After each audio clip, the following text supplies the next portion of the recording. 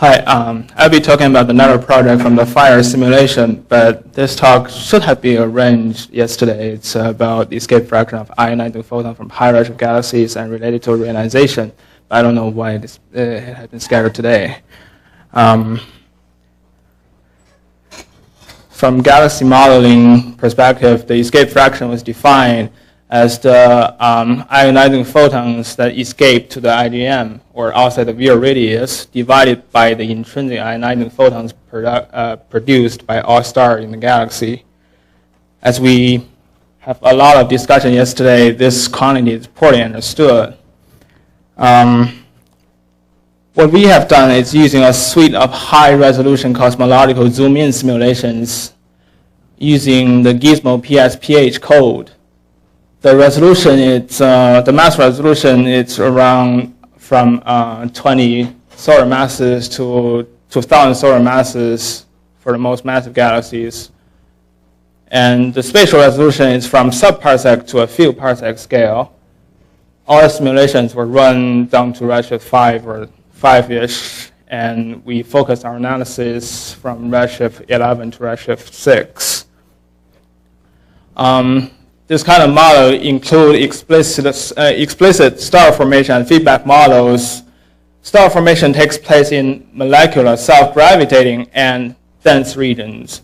And we include feedback model, including the photon ionization, radiation pressure, and supernovae, etc.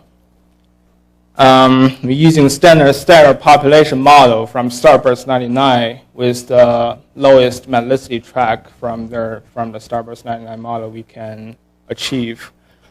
And then we post-processing all the simulations with radiative transfer code, a modified version of Sedona, which Dan Kaysen works on a lot on this. First is a sanity check of galaxy properties with all the simulations we got. This is the mass metallicity, this is the stellar mass, halo mass relation for this suite of simulations at redshift 6, 7, 8, and roughly 10. So we compare this with the abundance matching result from Peter Bruzzi's work and the main suite of the fire simulation at redshift 6, and we get pretty good agreement across all the redshifts. And then this is the UV magnitude of all the simulated galaxy we have at different redshifts. So this is the abundance matching from one of the, I think is Claude Andre Fortiguer's paper, and roughly covers the UV magnitude from -19 to -10, which we believe is the dominant source of reionization, at least we believe by some people. This is the star formation rate versus stellar mass for the simulated galaxy. It does not really overlap with observations, but it's kind of lie on the extrapolation from the observational relation. So then after processing, what is the escape fraction we got? So we see the star formation rate is kind of bursty, but on small time scale. But if you average over, say, 100 million year time scale, the star formation is more stable. And the escape fraction also see the same feature. On small time scale, it varies dramatically between 0 to like 20%. But if you average the escape fraction, I mean by averaging the ionizing photon escaped divided by the total photon produced in galaxy, that kind of averaging. For most of the time, the escape fraction is roughly below 5%. Also, we test if we average over, say, redshift from 11 to 5.5, the time average escape fraction is roughly 5%, or even below that for all of the simulations we got, from halo masses 10 to the 9 solar masses to 10 to 11 solar masses at redshift 6. Then we look at the mass mass and redshift dependent of the escape fraction from our simulated sample, we basically find there's no clear stellar mass or redshift dependence from this sample, but I should emphasize this is redshift 11 to redshift 6, and halo masses from 10 to the 9 to 10 to the 11 solar masses. Then why the escape fraction is so low, so we look at the ISM structure around star particles of different ages in our simulations. So the left panel, it's the ISM structure around a star particle of 1 million year. And this is 5 million year and 4 million year. Usually, the young star particles are always embedded in very dense regions. And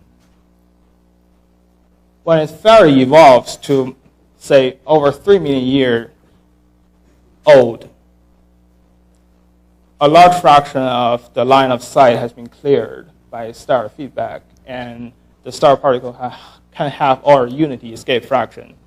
And for all stellar populations, they always sit in the ambient ISM. But if you look at the ionizing photon budget from standard stellar population models given by Starburst 99, 3 or 4 million years is roughly the time scale when the ionizing photon produced by the stellar population start to decrease. So that is the explanation why we get low escape fraction from our simulations. Then from this, I should emphasize it is crucial to have realistic star formation and feedback model to see how the ISM structure change. Then we know some of the earlier work of the escape fraction tend to have like 40 or even 100% escape fraction from some old simulations. So we have a test on the star formation model we have. The standard fire model we have, it's assuming all star formation takes place in molecular self-gravitating gas and above 100 particle per cc density with 100% efficiency per freefall time and no star formation elsewhere. We designed a model that mimics some of the low-resolution subgrid star formation model that used in some old simulations and used by other people. We allow 2% efficiency per freefall time in all the gas above some density, very low density threshold, so that we allow star formation to take place in the diffuse ISM. So that is what we got. For the standard fire simulation, we got, as we have already seen, the average escape fraction, it's roughly 5% level.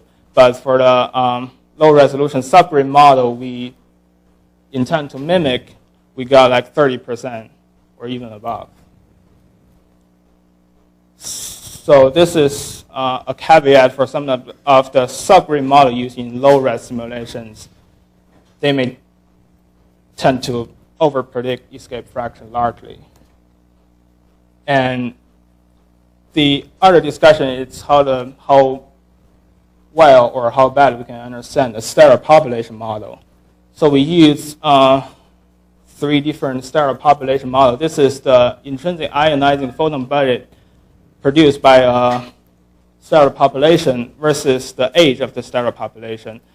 We look at the 2 models from Starburst 99. One is the lowest metallicity track that we use, the black line that we use in our diffuse really transfer calculation, and the model from a solar metallicity track from Starburst 99. And then we design a toy model that we aim to account for the some of the new stellar population model, including rotation or binary interaction. In this toy model, the intrinsic ionizing photon budget stays the state constant for the first 10 million years and then drops to 0. The result we got is from these 3 From these three models, we get the escape fraction very different. The model with the highest intrinsic ionizing photon budget between 3 and 10 million years has the highest escape fraction.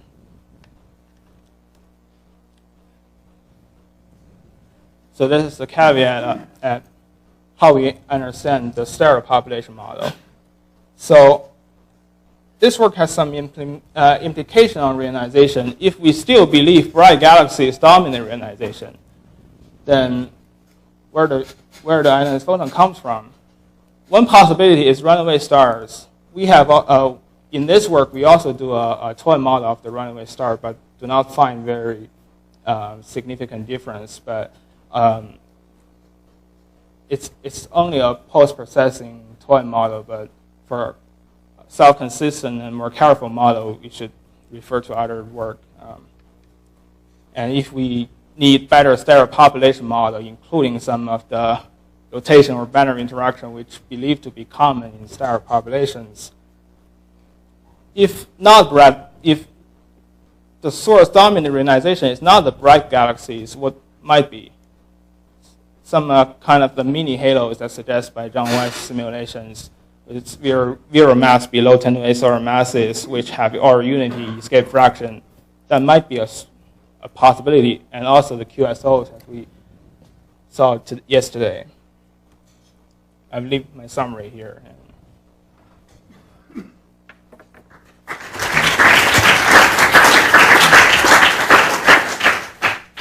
thanks.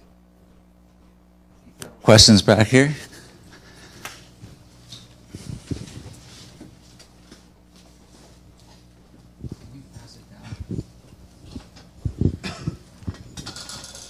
You go first. All right. So I wanted to comment on the possibility of getting more ionizing photons out of the older stars and that increasing the escape fraction. The comment is, unless there's something fundamentally different about the high redshift galaxies than the local ones, and it's not obvious why there would be, I think it's hard for that to be a more than factor of 2 level effect. And the reason is, in local galaxies, you can try and compare ionization-based star formation rate indicators to other types of star formation rate indicators. And, there are a factor of 2 level differences, but not order of magnitude. But if the escape fraction were way higher because of older stars, if the time integrated escape fraction were way higher, there would be a much larger discrepancy. So that suggests, to me at least, that it's hard to appeal to that as a solution. Okay. Good to know. I had 2 questions. One was, how do you time average the escape fraction? Are you doing a simple average, or do you do a luminosity weighted? Yeah, luminosity weighted. You do a luminosity weighted escape fraction. Okay, that answers one of my questions. The other was, in your comparison with some previous work where the resolution was somewhat lower, or quite a bit lower, you seem to imply that in those cases, and I think it's not a universal result, but in some of the cases that you showed, the escape fraction was high. How much detailed structure near the star particle or the region of star formation do you actually need? Because what you showed, around the star particle, it's very difficult to see it smoothed. But there's not a lot of detailed structure there, whereas we know the interstellar medium in many galaxies is very complex. So how much does the unresolved structure near, the sites of star formation in your simulations, what level of effect do you think that will have? Yeah, there's 2 from the standard star formation model that have different resolutions. This is the same resolution, but the same simulation, but with different resolutions. So you think the resolution is good enough? Yeah. One of them, the highest resolution, have 100 solar masses resolution. That's in baronic math. Okay. Yeah. Compared to the star. Which Dan Kaysen works on a lot on this. First, it's a sanity check of galaxy properties with all the simulations we got. This is the mass metallicity, this is the stellar mass halo mass relation for this suite of simulations at redshift 6, 7, 8, and roughly 10. So we compare this with the abundance matching result from Peter Bruzzi's work and models star formation takes place in molecular, self-gravitating, and dense regions. And we include feedback model, including the photon ionization, radiation pressure, and supernova, etc. We're using standard stellar population model from Starburst 99 with the lowest metallicity track from the Starburst 99 model we can achieve. And then we post-processing all the simulations with really transfer code, a modified version of Sedona.